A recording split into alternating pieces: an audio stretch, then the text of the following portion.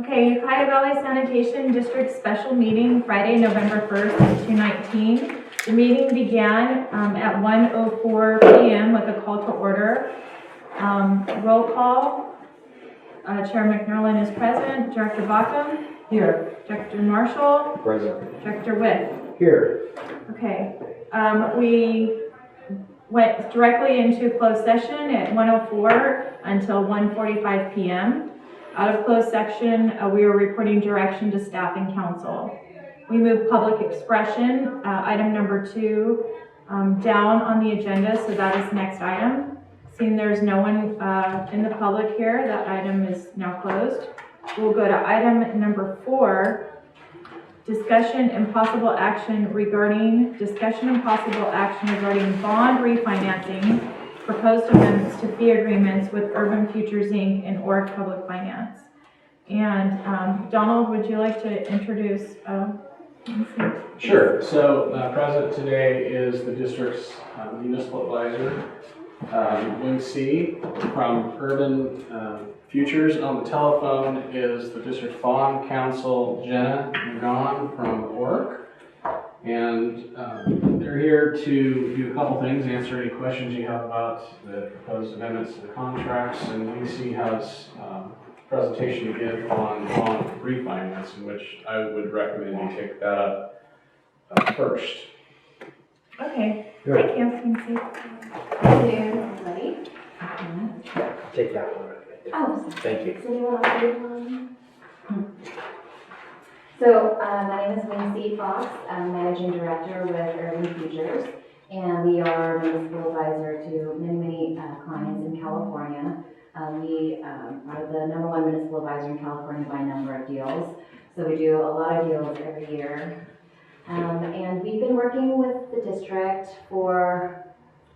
since 2017. 17, right? And we for a while pursued a refunding of the 2006 ABAC bonds with the same structure, which would be under the city, and then the district has an obligation to pay the city a portion of the debt. And for a number of reasons that wasn't able to be completed. And so we are now exploring the option for the district to refund its allocable share of the debt. And so the presentation includes a few different ways we can issue the debt to refinance the bonds, this portion of the debt. One is a public offering, where we have an underwriter that sells the bonds, and you can flip through page 3, which starts talking about public offering. You have an underwriter that essentially sells the bonds on pricing day to multiple investors. And then you can have retail participation, which is the individuals, or institutional, which is the financial institutions buying the bonds. It tends to have a lower interest rate as opposed to private placement, which I'll talk about as well, but higher transaction costs. There's more things to do and more people that needed to do it. With the public offering, typically you can go out 30 years. And it's also sometimes not as cost effective for smaller issuers or shorter term issuances. How about smaller? What's the parameters of small? Under 10 million is pretty small. This is, I would say, sort of a medium, small issuance. I mean, we've got California, which issues Sure. $1 billion at a time. And then all of the documents that will be drafted and the resolution would come to the board, where you have to approve the maximum principal amount for the financing, the maximum interest rate, and also underwriter's discount, maximum fee to them, as well as the term of the bonds. So slide 4 has all the participants of a public offering. You see municipal advisor, that's us. We basically help quarterback the entire transaction. We are the fiduciary to the district, which means we have to put your interests before ours. And then we put the team together. In this case, we've already been working with the team, so we could skip that piece of the process. And then we also just make sure, the underwriter, we check the cash flows, the numbers. We also push the underwriter when it comes to pricing to get the best rates possible. In a public offering, we also take a lead on the rating process. And then as bond counsel, you met Jenna again from Org. They draft all of the legal documents. And then disclosure counsel could be the same firm or a different firm that drafts the offering document that goes out to investors, basically describes all the terms of the bonds. The underwriter, as I mentioned, is the one that sells the bonds. And then there's a trustee, which is on behalf of the holders. It basically manages the flow of funds and the bond proceeds. And then the rating agency. And in the center, of course, is you, the issuer. And, you know, we help take care of a lot of the processes. We keep the schedule, make sure everybody is doing everything on time. And then the issuer's obligation is to review all the documents. There's some covenants that the district would have to abide by. 5 is a generic timeline. Either for public offering or private placement, we would have to draft a debt management policy that's compliant with SB 1029, which we can help with, Jenna can help with pretty easily. That would have to be approved by the board. And then with the team together, it would take about 15 weeks, including drafting and approval of the debt management policy. So it's pretty tight because. And when is there a deadline? So week 15, we were just as tight as can be. End of January, did you say? So we have to, because the bonds can only be called on an interest payment date, so either March 1 or September 1 is kind of why we've missed a couple. We have to price by the end of January because we have to give investors at least 30-day notice that we're going to redeem those bonds. So counting back from the end of January, January 31st, we have to come up. Counting back from March 1st is when the bonds are redeemed. You have to give 30 days notice. Mm-hmm. And so if you kind of build in time for the trustee to actually, you know, we price the bonds, then the trustee will give notice, then you have to have 30 days before the March 1st redemption date. Mm-hmm. And, you know, that's basically the exact timing. Because the bonds will be called on March 1st, Mm-hmm. no matter what. And then you could give notice before pricing, but generally the practice is to price the bonds because you know you sold them and then give notice. Yeah. So this is the general process. You know, basically there's a lot of documents. Most of the time is spent with documents being drafted, the offering document, the legal documents, and then also preparing the rating presentation, going to the rating agency.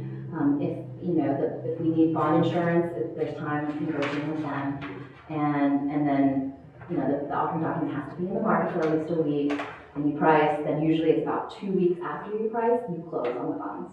So now that you know that our finances and you have our audits and everything, do you think we'll need bond insurance? It's really hard to know because, and I'll show you the different scenarios that we ran. The only reason why it's hard to know is because there just it's new, completely new credit. Now I have to say that water, wastewater credits are very strong. And you know, the district's finances are strong, but there are years in the past 5 years, because we look back the past 5 years where it technically wouldn't have met coverage, which is concerning. We're going to have to do 5-year projections and see what the coverage looks like for that.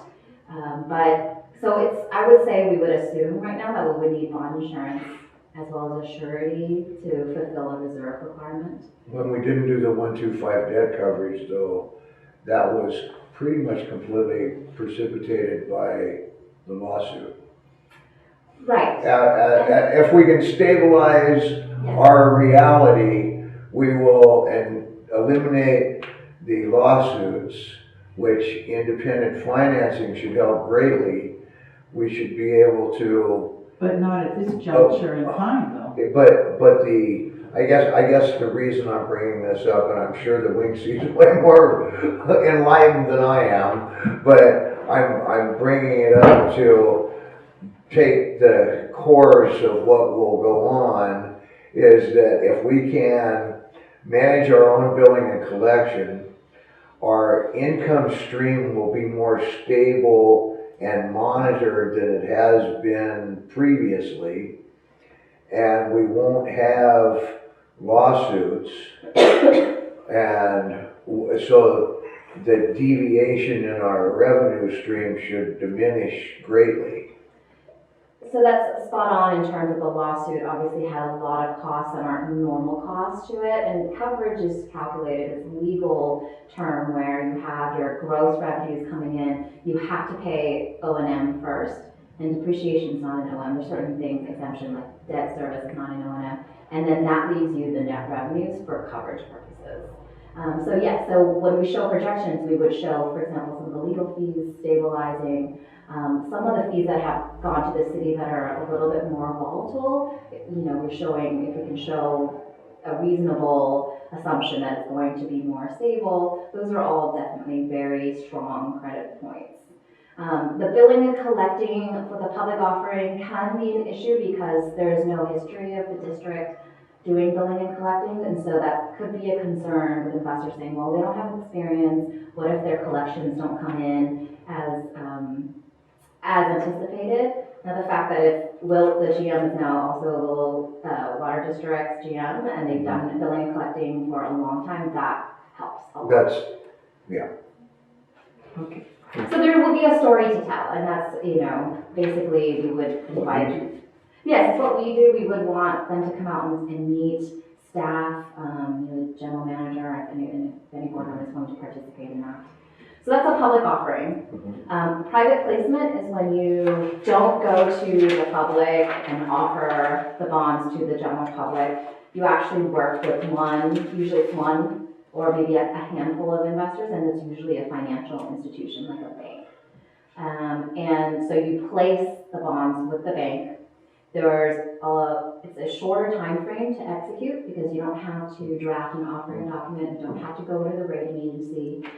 You negotiate directly with the bank, and what we would do is the underwriter then serves as a placement agent. We issue RFPs out to multiple banks. We see what bids we get in, we select the bid, we negotiate the terms. It's a much quicker process, lower cost of issuance, but the rate tends to be higher, although when we go to the numbers, we'll see they're actually lower in what we're showing right now. And one of the reasons too is because with public offering, you have like a 1 year, 2 year, 3 year, 4 year, so you've got these lower yields up front that sort of blend to one yield, whereas with a private placement, it's just one, like it's 3.5% for 30 years, as opposed to like a 1 year yield at 1.02 or 1.05. So the other issue with private placements is they don't go beyond 15 to 20, or some will go to 20, most go to 15. In this case, we're at about 15, 16 years. The final maturity is in 2036, so we close in 2020. So we feel that there would be banks interested. Someone mentioned that there was mortgage financing at like 3.25% for 30 years being offered now. So wouldn't this be equally as attractive as a mortgage? Yeah, so right now the yield that we got from a bank is even lower than that. So yeah, and that reminds me, I need to look into refinancing. Thank you. Right. So will you analyze both public and private? So what we would do is probably the most surefire way is if we get direction to proceed, we get approval of using us as a municipal advisor for this bond issuance, ORIC as bond counsel, and then one of the two that or both that we've been working with on the deal as underwriters. Then we would have the underwriter, or we could just basically solicit banks to see what we get. That process usually takes about 2 weeks. And then at that point, once we sort of have a bid in hand with a locked-in rate, we can compare that to a public offering. In this case, it's tight. So let's say we come back and we want to do a public offering, it would be extremely, extremely tight.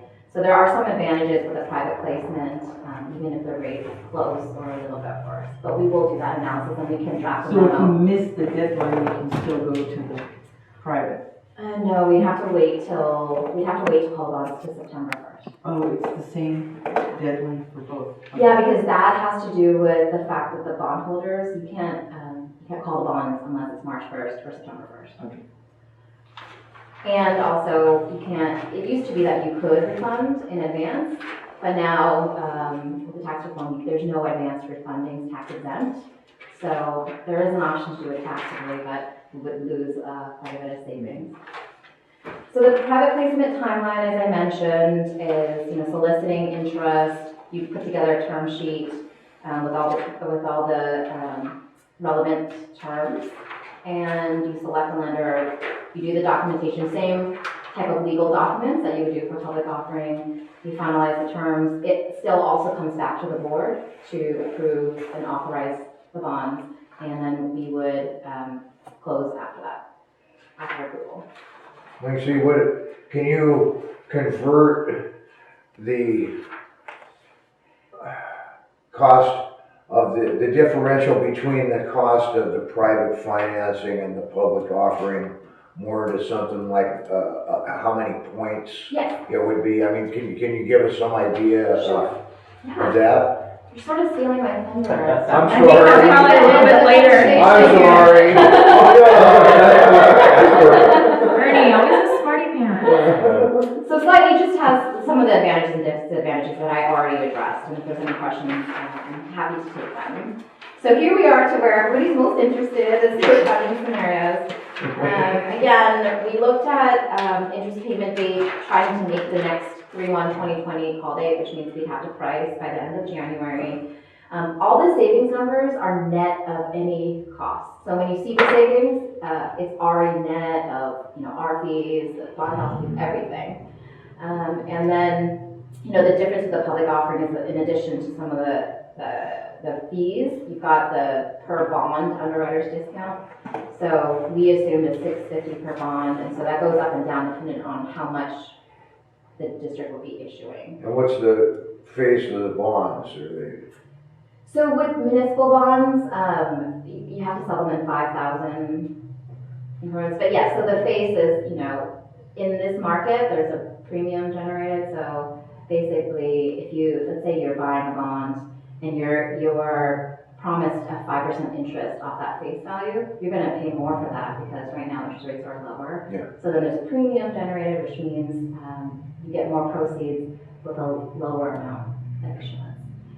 Well, it says $650 Per bond It's underwriter per discount. 1,000, per 1,000. Per 1,000. Yeah. Okay, that's.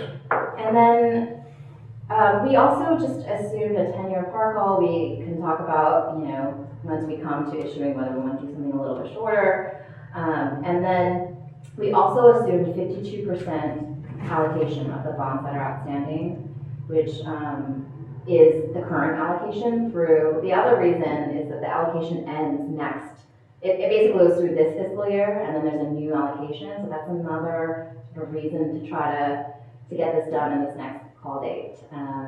And then we also assume that there's that portion from the settlement of the unspent proceeds that's allocated to the district. We pay down part of the escrow with that, so it's being contributed to the deal. So slide 11. So right now we don't really know what the credit rating will come to. So what I try to do is say bookend it. Worst case scenario, it's a BBB. It's just investment grade. We don't get insurance because they don't want to insure the bonds. We have to then cash fund a debt service reserve fund. And what does that look like? You still see this current market, it's very caveated by current market. We don't know what it's going to be once we go to sell the bonds. But current market, you're still saving about $350,000 each year through 2036. Total cash flow savings of $5.65 million. And then the below statistics are industry standards of, when should I go through the trouble of refunding? General market industry standard is if it's more than 3% savings, which is just 3% of what you're refunding, then it's good. And here, even with the BBB rating, you're at 14.85% savings. And then the true interest cost is basically that blended yield we were talking about, 2.67%. A-rated, as you can see, significantly better. We assume that there would be insurance and a surety, and then we would see in current markets about 555,000 savings per year, almost 5 million of net present value savings, which is 16.97% of refunded par. And then total cash flow savings through 2036 is 8.885.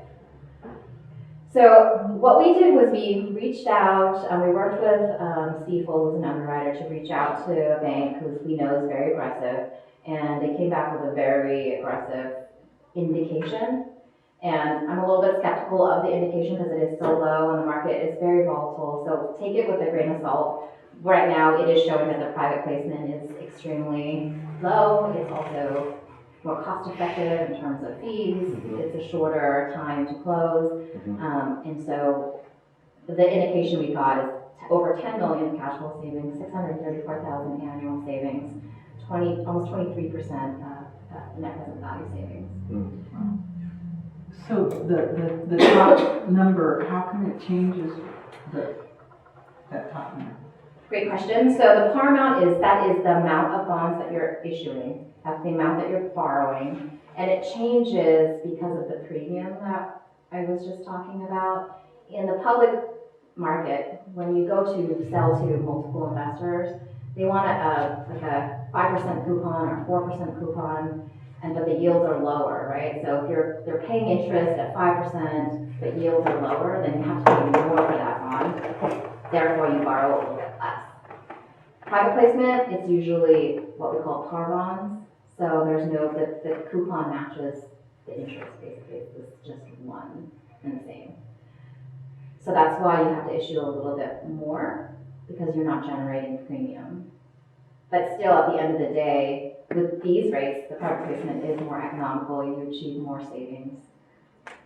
How many basis points would it have to move to get to the A-rated? How many? I mean, if, let's say the Fed came out next month, January, or whenever they're gonna have their next meeting, says, oh, okay, we're gonna bump it up 50 basis points. So then now the private lending is that much higher, and does that make it equal to the A-rated public offering, or is it still better? It's in parallel, it's in tandem, because no matter what, from an investor's point of view, if you're a bank or an individual or another financial institution buying bonds, you sort of go by what the interest environment is. So it still does, I mean, we don't know, because when we go to actually get real bids is when we'll know how close it is. But, you know, also with municipal bonds and public offerings, it does have to do with the interest rate. Everybody looks at what the Fed does, but it's also a supply and demand drives the interest rates the most. So if you have a lot of bonds coming the week that you're coming to market, then you might have less demand than their supply, but vice versa. Mostly, it's been more demand than supply, which is very good. California bonds are very, very sought after. Again, the water, wastewater credits are very, very strong. So it's been a really good market for issuers. We don't know how much it's going to change by the time we go to issue, which is also another reason to try to hurry up. Get out. The market is really good. So the bond insurance says yes and yes, so doesn't it cost, did you put the cost in here for the bond insurance, or is it shown? It's 5 basis points, so I'll have to look to see what we assume, but the savings are net of that as well. Okay. So what happens is when you buy bond insurance, you pay a premium that's also already factored into the cost of issuance, but then the bonds carry a AA rating. Because if the district doesn't make payments, the insurer has to come and make payments. Of course, that would never happen. We would not want that to happen. But so that's why you can sell it at lower interest rates, because now you've got an insurer backing it. But you do pay Every year? No, just at the bond. Just At the it's beginning? all factored into the cost of issuance. So next steps, we've been waiting for the audited financials. I just want to caveat that you can't really move forward without audited financials. And I think they've been done, but I haven't seen them. So hopefully they're done. They just haven't been sent to us. So we just want to make sure that that's taken care of. And then again, we would analyze public offering versus private placement, and then move forward with each calendar depending on what is selected. And also we would start right away with drafting the debt management policy for the district for you to review and approve as well.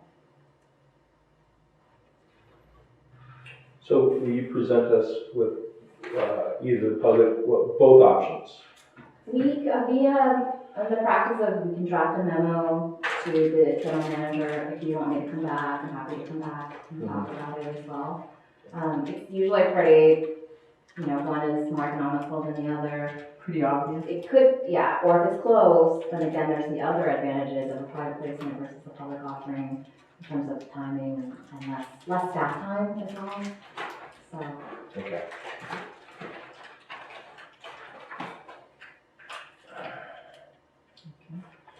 happy to address any questions.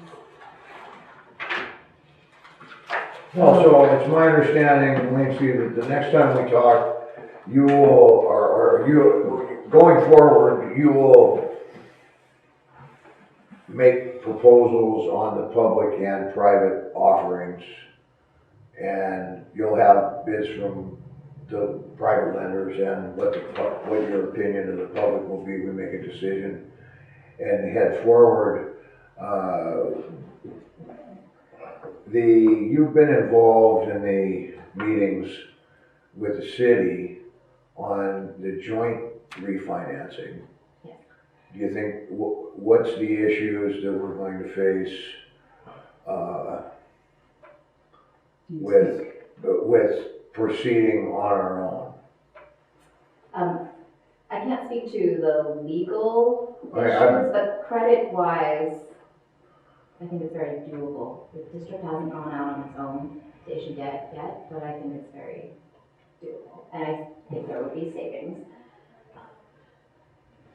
But is your question, do you think the city would not like that? No, I think there's gonna be resistance because of the fact that this is gonna open the door. If we can do this, this will open the door for us to do our own billing and collections.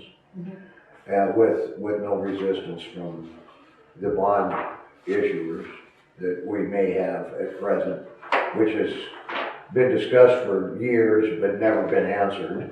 So you think that, I mean, but the other point is, if we're saving at the minimum $5 million at the minimum, that means the city can save at least $5 million as well. Yeah. That means, because they'll be able to go out and not have us tied around their neck, right? And they can get refinancing a little more easily without us being attached to them. And then that's a $10 million savings for the valley at a minimum. And at the best case scenario, a $20 million savings. Yeah, I know. I mean, I can't see how logical people would. Well, that would improve the Not want that. overall rating, wouldn't it? What would improve the overall rating? From the B to the A, if we do apply separately? I mean, the district's credit, again, it looks pretty strong. The argument has been that the city feels like their credit is much stronger. It's arguable. But yeah, from the city standpoint, if they feel that their credit is stronger, then they would get more savings. Right. If the district got triple B and they got an A, they would get even more savings without having to be attached to us. Because that was one of the issues is, well, we are the one that's wrapping the credit, so we want to put all these covenants in there on the district to make sure that we have the money to pay the bonds because the city is on the hook. So then, kind of negotiations stalled at that point. Right. So I have a couple questions. The engagement letter from last year, October 15th, 2018, goes, the end date is 2 years, which is October 15th, 2020. So I wondered, and I read them and they're very similar, what's the difference and why do we have to have an amended engagement letter? Two things, when we actually go to do a financing, we always have to give these disclosures to the issuer. So one of the reasons is we have to give the disclosure again. And the other is a slight difference in the fee, because the original contract had an assumption of closing the bonds this year. That didn't happen. Yeah, so is it $5,000 more? Because it says 50, so that's not additional to the 45 because you didn't get paid because it wasn't closed. Correct. You don't get paid until the bond's closed. So it's the $5,000 more. And it's, to be honest, the district is now such a important client to me, very passionate about this. And so we really are charging much lower than we would, than is commensurate with the work that we've already put in. No. So I just kind of nominally increased it. The difference is that before, with the joint financing, we were representing the district, but there was also another municipal advisor on behalf of the city, so it's kind of like the work is dispersed. In this case, we act as the municipal advisor to the district on the whole package. So just a little, we just charge a little more. Simplifies it, doesn't it? So how do you feel about the success to get it done by March 1st, get everything, how do you feel? Because I remember we needed audits, budgets, finances in order. Do we have everything but the audits? So, yeah, we need the audit. But I thought is so, everything too. else kind of satisfactory in your eyes? I mean, the budgets and and everything else, or? I don't know, Donald said that the budget issues happen. I mean, we would want to see the budget. We'd have to work on projections. The budgets have been issued, and there's still an ongoing dispute that's gonna be in your hands shortly to resolve. But Not on the overall budget though, is that for the jail? Doesn't have anything to do with revenue. Oh.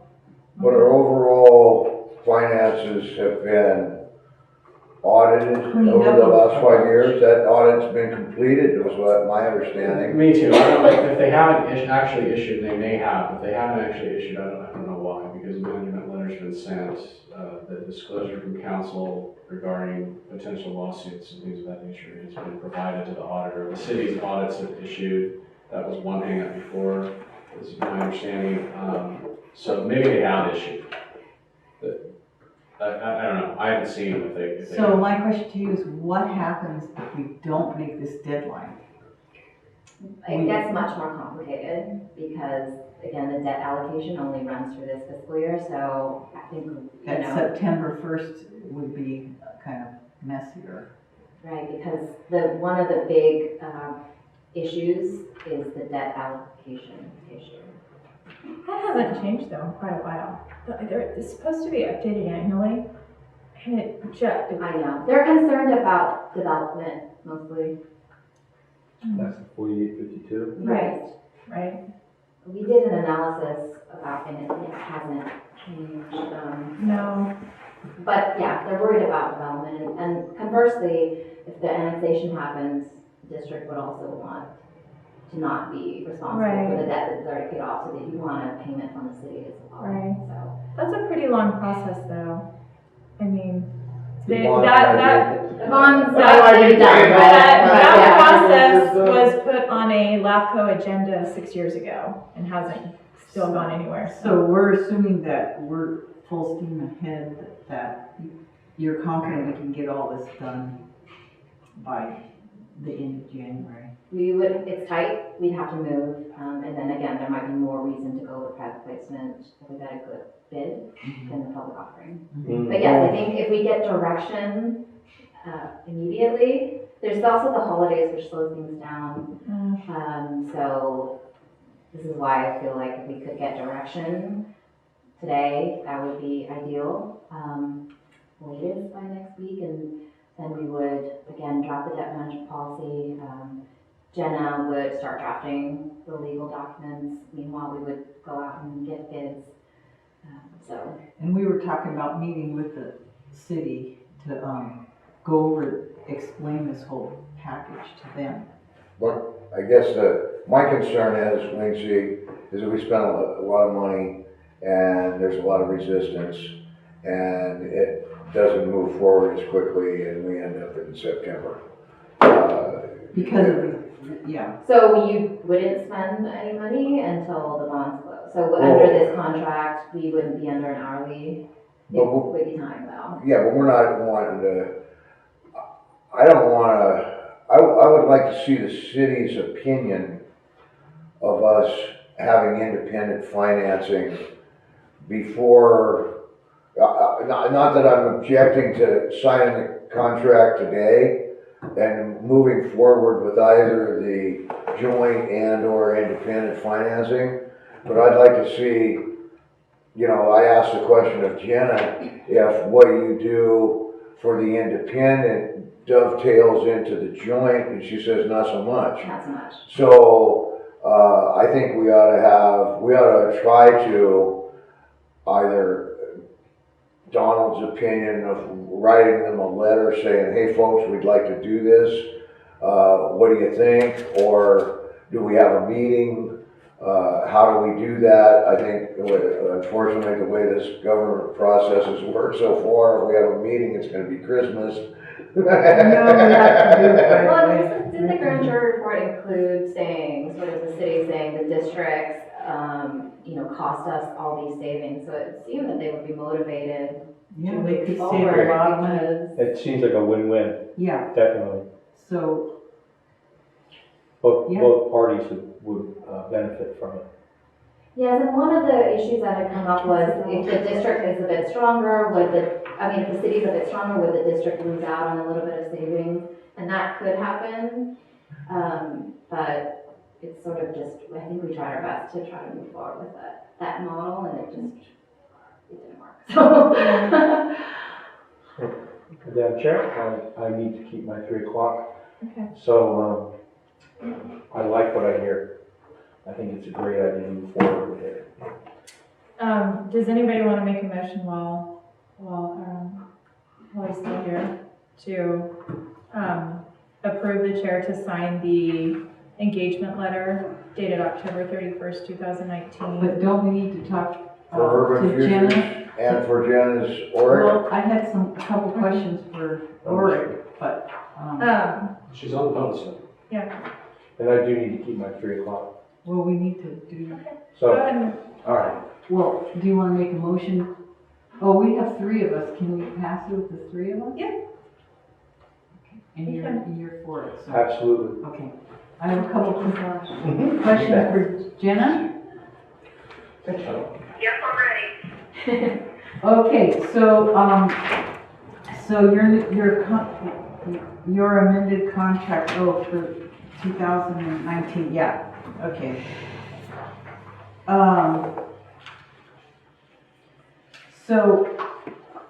So your fees have doubled. So can you explain that to me from last year to this year? Is that all the work that you already have done to, so you're gonna be redoing everything? Isn't some of the stuff No. applicable to use again, or is it gonna be all new? No, it is a completely different situation because in the first letter, the city's bond council was doing all of the drafting and providing all of the opinions for the bonds. And in the proposal where you would be doing your own refinancing, so in the 2019 one, Oric, our firm, will be drafting the documents and providing the opinions that interest on the bonds is tax exempt and the bonds are valid and binding obligations of the district. So it's a significant change in the scope of services. Okay, And honestly, I did not even try to load in recovering the time that we spent on the joint financing because you probably couldn't have done that. okay, and so can you explain just briefly the difference? I've read it all, but the difference between what you do and what Wing C does? Sure. I'm a lawyer. Wing C is not a lawyer. Wing C is a financial advisor, so she has her own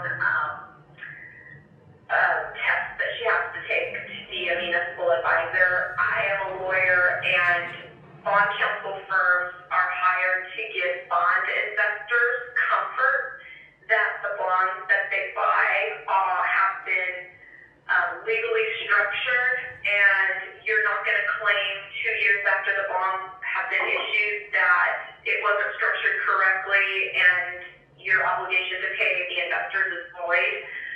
That actually happened back just more in the 20s or 30s. There was a bunch of different bond defaults because there wasn't a particular lawyer involved giving investors comfort. So there has been a whole development since the Depression, basically, where investors want an unqualified opinion from a law firm that the bonds are valid and binding obligations of the issuer, and that interest on the bonds is tax exempt. And so in the public offering option that Winksy was mentioning, our opinion would actually be attached to the marketing document that would be used to market the bonds. And in a private placement, our opinion is addressed to the bank that purchases your bonds, and they will not lend to you without our firm giving that opinion. Okay. I understand now. I wanted to be a lawyer at one point, Jenna. There's no time for But me. then you got your right mind, right? It's a lot of reading. It You is. came to your senses. But and also, Jenna, I don't know what was discussed. I don't know what was. Because we're dealing with governmental entities, you guys are a creature of statute, so we have to go to the statute and see how can we legally obligate you to repay this debt. And that's why you even saw in the 2006 deal that it was structured with the city buying and selling property. You didn't see the city issue the bonds, you saw the city enter into an installment sale agreement. So there's a whole specialty legal practice established around how to legally structure transactions so that governmental entities can borrow money and it be authorized under the statute and not prohibited by the Constitution. And in this case, it's a little unique, right, Jenna, where it's not like the city could really question the validity of the bonds. What they could say is that you can't prepay your obligation to us. So you've issued bonds that are valid, and then you give the funds to the city, and then they say, well, we don't, you can't prepay your obligations, so you still have your 52% obligation, even though you issued bonds to pay it off. So that is the risk. You can't pay directly to the bondholder? In this situation, no, which is very unique because the 2006 bonds is under the city's credit. The city's on the hook, and then underneath that, there's an agreement between the district and the city to pay the city an allocation of that debt. Over the benevolent sewer district that wants to lower the city's debt? No? Right, you can't go directly to the bond, you can't prepay because it's the city. So it is a unique, it's a very And So I think- hopefully the money would be applied to the debt. If it isn't, oh my gosh. It's up to them, right? As long as they, but, and Well, also we have something, We have a guarantee that it's. well, it's not our debt though. So if the city wanted to, if they agreed that we could pay it off and give them the money, legally they could do with that whatever they wanted. It's their debt though. They have to sign off that we They have paid to our debt. exonerate us from that. Exactly, that they have version to of it, recognize that you've paid off Right. that debt, it's gone. If they don't exonerate us from that, the money's And, not going to and the other thing just to be aware of is that agreement that doesn't specifically outline we have the ability to pay it off early.